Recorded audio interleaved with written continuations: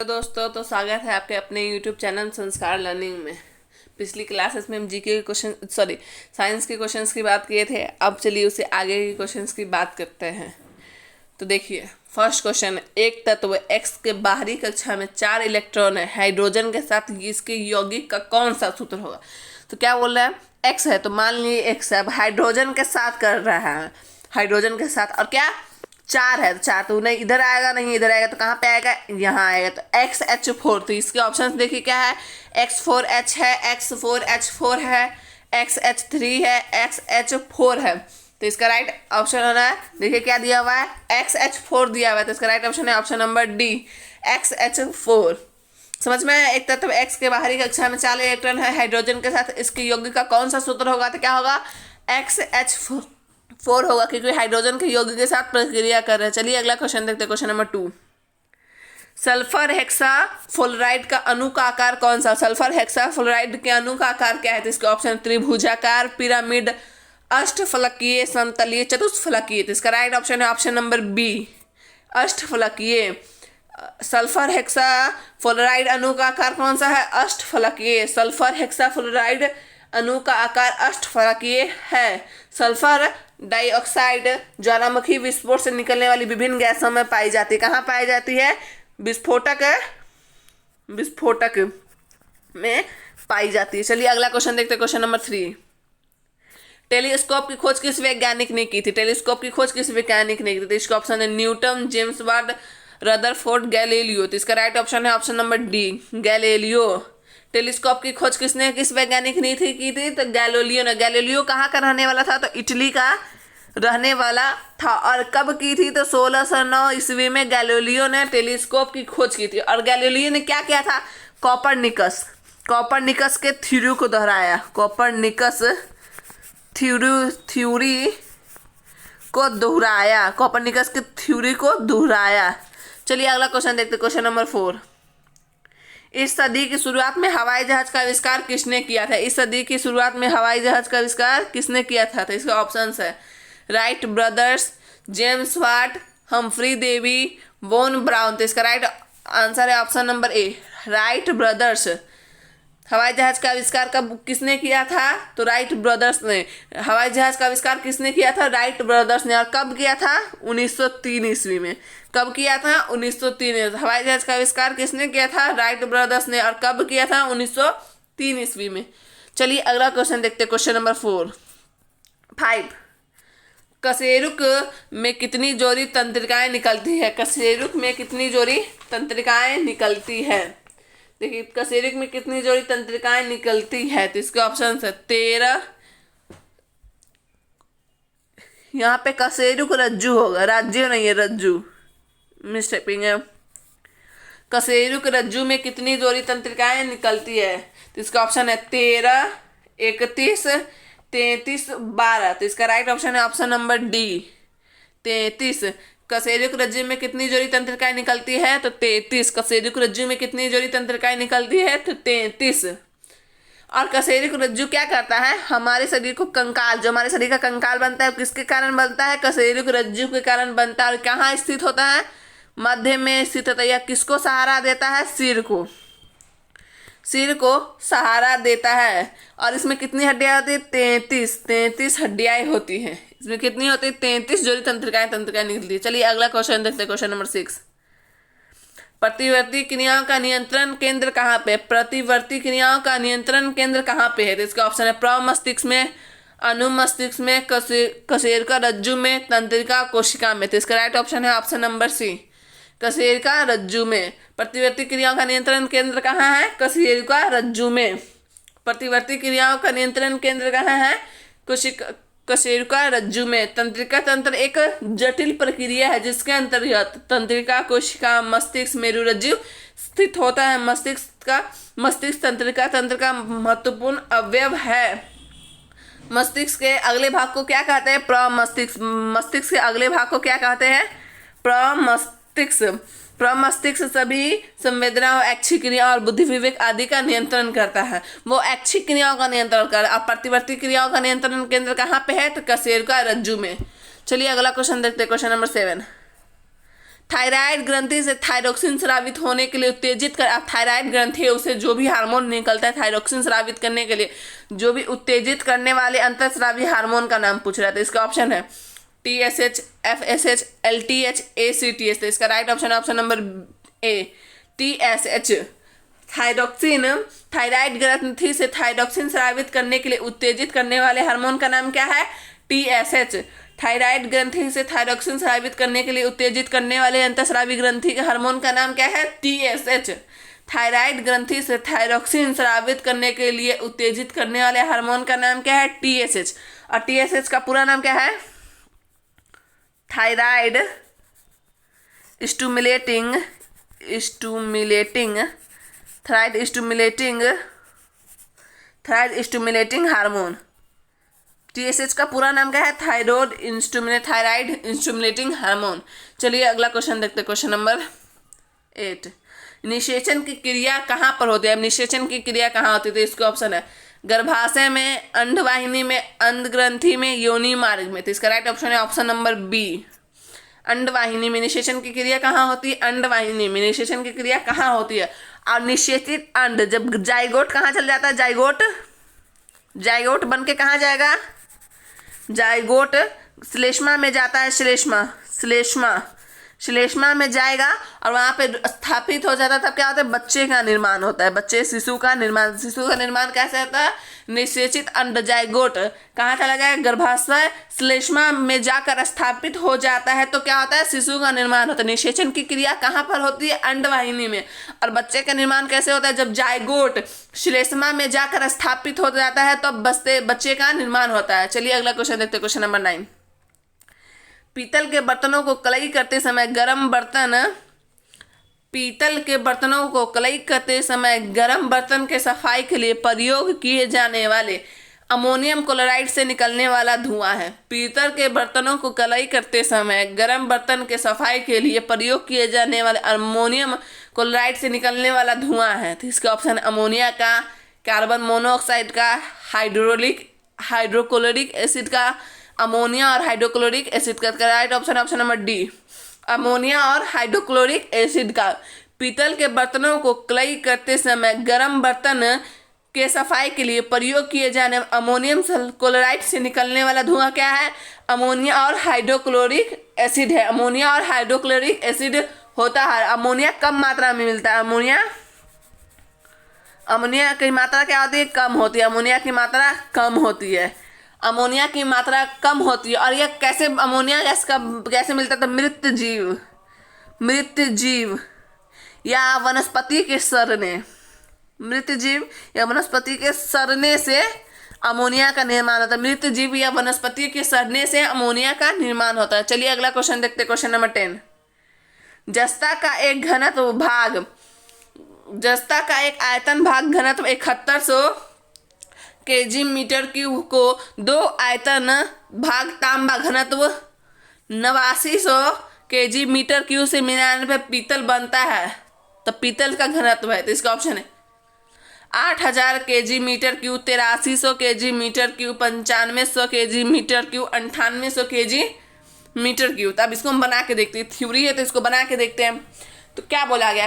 पहले भाग का हम निकालते हैं, फर्स्ट आयतन का निकालते हैं।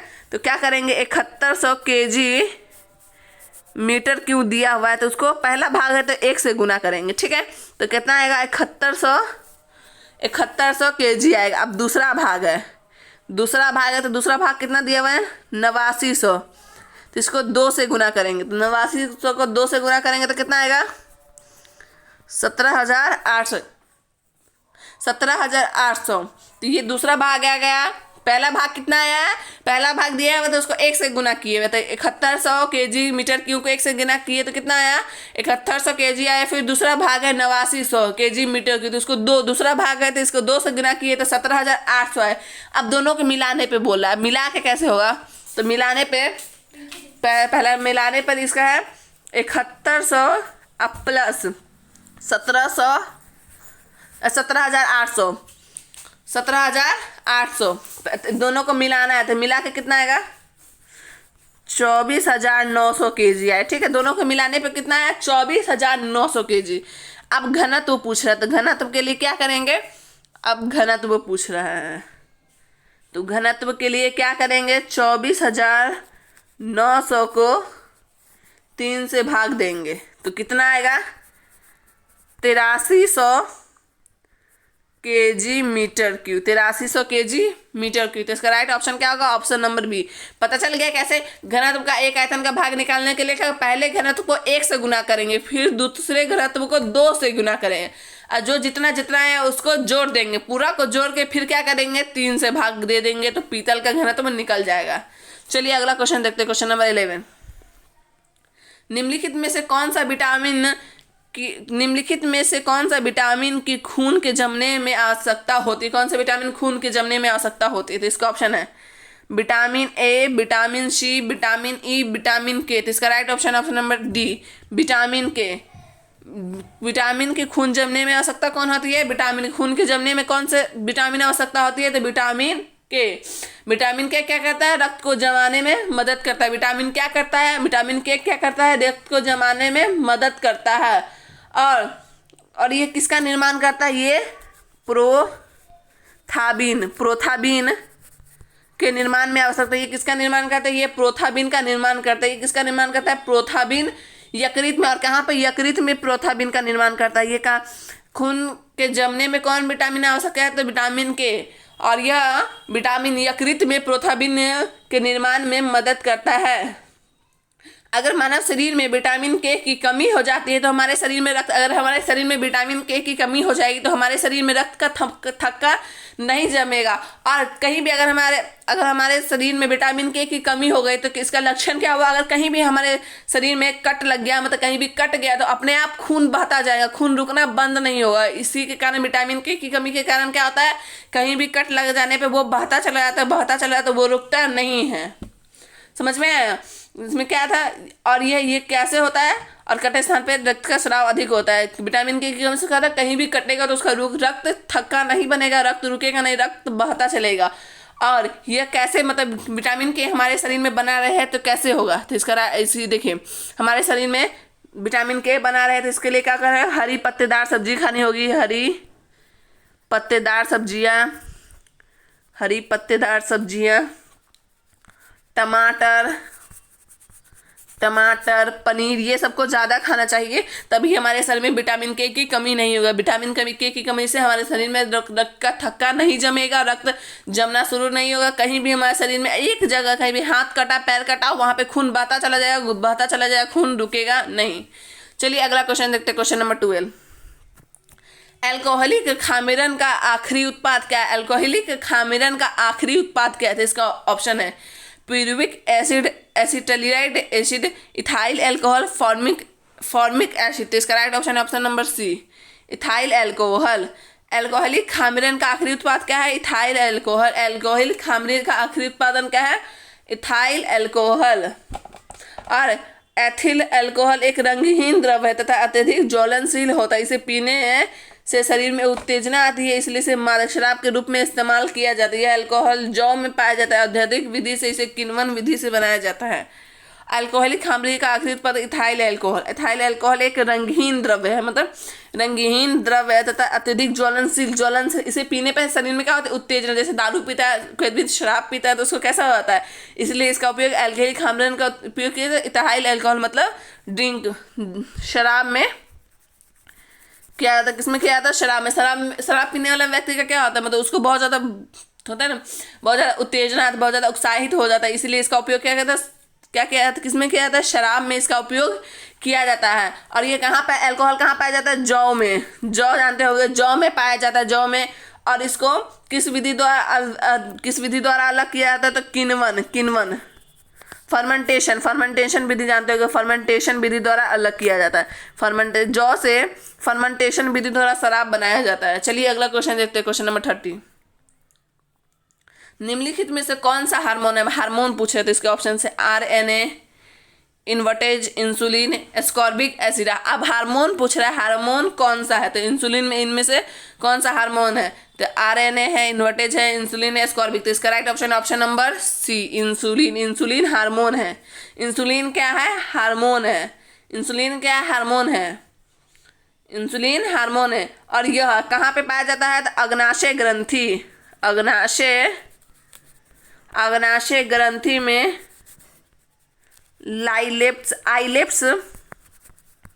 आइलेट्स ऑफ लैंगर्स में होता है, आइलेट्स ऑफ लैंगरहैंस में। निम्नलिखित में कौन सा हार्मोन थे? Insulin hormone. ये कहाँ? अग्नाशय ग्रंथि में आइलेट्स ऑफ लैंगरहैंस में होते हैं। और जिसकी बीटा कोशिकाएं इंसुलिन का स्राव करती है, इंसुलिन की कमी से कौन सा रोग होता है? मधुमेह रोग होता है। और जिसकी बीटा कोशिकाएं इंसुलिन हार्मोन स्रावित करती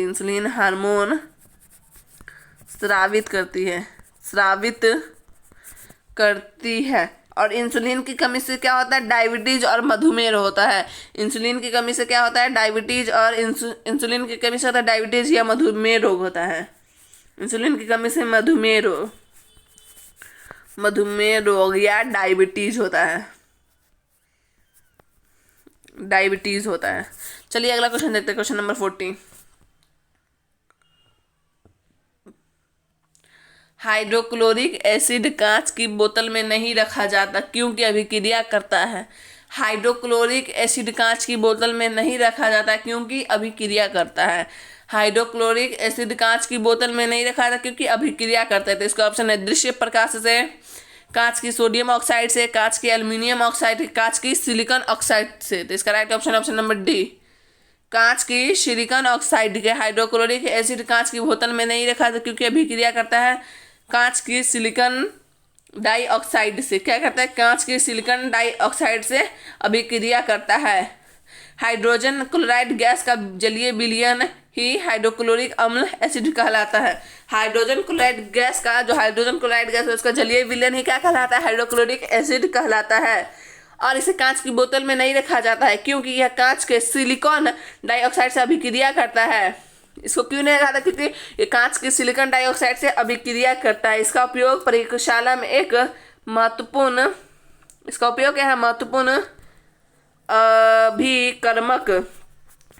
अभिकर्मक के रूप में किया जाता है। चलिए अगला क्वेश्चन देखते हैं, क्वेश्चन नंबर 50। वायु में थोड़ी देर रखने पर किसी धातु के ऊपर हरे रंग के बेसिक कार्बोनेट की परत जम जाती है।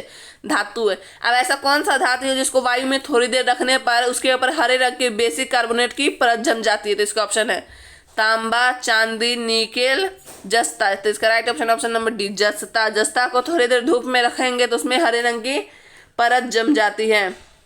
जस्ता को थोड़ी देर रखेंगे तो उसमें क्या होता है? हरे रंग की परत जम जाती है। जस्ता को थोड़ी देर धूप में रखेंगे तो क्या होगा? उसमें हरे रंग की परत जम जाती है। चलिए अगला क्वेश्चन देखते हैं, क्वेश्चन नंबर 16। कच्चे फलों को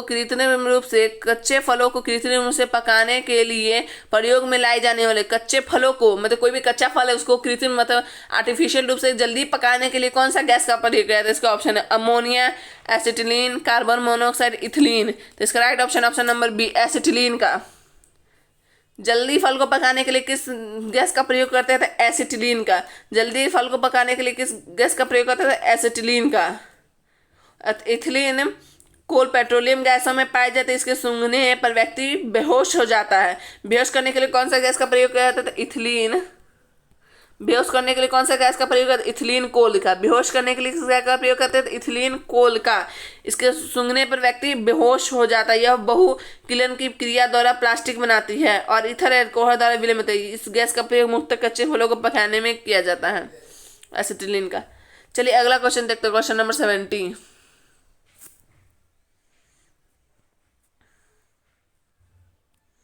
क्वेश्चन नंबर 70 देखें। विस्फोटक नाइट्रोग्लिसरीन है। तो इसके ऑप्शन एक नमक है, नाइट्रो हाइड्रोकार्बन है, स्प्लिट हाइड्रोकार्बन है, एस्टर है। क्या है? एस्टर है या स्प्लिट हाइड्रोकार्बन है, नाइट्रो हाइड्रोकार्बन है या नमक है? तो इसका राइट ऑप्शन है ऑप्शन नंबर डी, एस्टर है। विस्फोटक नाइट्रोग्लिसरीन क्या है? एक एस्टर है। विस्फोटक नाइट्रोग्लिसरीन क्या है? एक एस्टर है। और ये क्या होता है? रंगहीन तैलीय द्रव है। क्या है? रंगहीन तैलीय द्रव है, रंगहीन तैलीय द्रव है। यह डायनामाइट बनाने का कार्य करता है। यह सांद्र सल्फ्यूरिक अम्ल और सांद्र नाइट्रिक अम्ल की ग्लिसरीन के साथ क्रिया करके बनाया जाता है। कैसे बनाया जाता है? सांद्र नाइट्रिक और सांद्र ग्लिसरीन के साथ क्रिया करके बनाया जाता है। चलिए अगला क्वेश्चन देखते हैं, क्वेश्चन नंबर 80।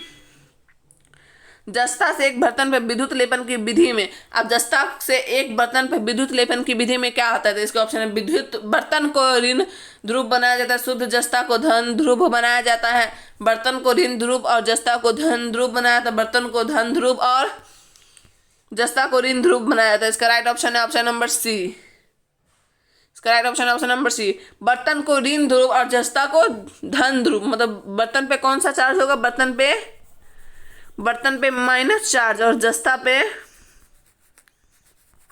Plus charge. बर्तन पे माइनस चार्ज और जस्ता पे प्लस चार्ज बनाया जाता है। चलिए अगला क्वेश्चन देखते हैं, क्वेश्चन नंबर 90। वायु में कौन सी नोबल गैस नहीं होती? वायु में कौन सी नोबल गैस नहीं होती? तो इसका ऑप्शन है हीलियम, नियॉन, आर्गन, रेडॉन। तो इसका राइट ऑप्शन है ऑप्शन नंबर डी, रेडॉन। वायु में कौन सी नोबल गैस नहीं होती है? तो रेडॉन। वायु में कौन सी नोबल गैस नहीं होती है? तो रेडॉन। और वायु में मुख्यतः कौन कौन सी गैस होती है? तो नाइट्रोजन N2 होता है, ऑक्सीजन O2 होता है, कार्बन डाइऑक्साइड CO2 होता है कि नहीं? देखिए तो नाइट्रोजन में क्या क्या होता है, कितना परसेंट होता है? 80.8%। उसके बाद 20.29%, 0.03%। और नोबल गैस, कौन सी नोबल गैस नहीं होती है? तो रेडॉन नहीं होती है। समझ में आया सबकी प्रतिशत मात्रा वायु में कौन सी नोबल गैस नहीं होती? तो रेडॉन नहीं होती। चलिए आज का लास्ट क्वेश्चन है, क्वेश्चन नंबर 20। आज का लास्ट है, देखिए इसको। क्लोरोफिल में कौन सी धातु आयन पाया जाता है? क्लोरोफिल में कौन सी धातु आयन पाया जाता है? तो इसका ऑप्शन है लोहा, मैग्नीशियम, जस्टा, कोबाल्ट। तो इसका right option number B, magnesium. Chlorophyll में कौन सा धातु आयन पाया जाता है? तो मैग्नीशियम। क्लोरोफिल में कौन सा धातु आयन पाया जाता है? तो मैग्नीशियम। कौन सा धातु? क्लोरोफिल कौन से रंग का होता है? क्लोरोफिल क्या होता है? हरे रंग का होता है। क्लोरोफिल हरे रंग का होता है, जिसमें मैग्नीशियम धातु का आयन पाया जाता है। क्लोरोफिल की मदद से ही पौधे क्या करते हैं? प्रकाश संश्लेषण लेते हैं। प्रकाश संश्लेषण किसकी मदद से लेते हैं? क्लोरोफिल की मदद से ही प्रकाश संश्लेषण लेते हैं।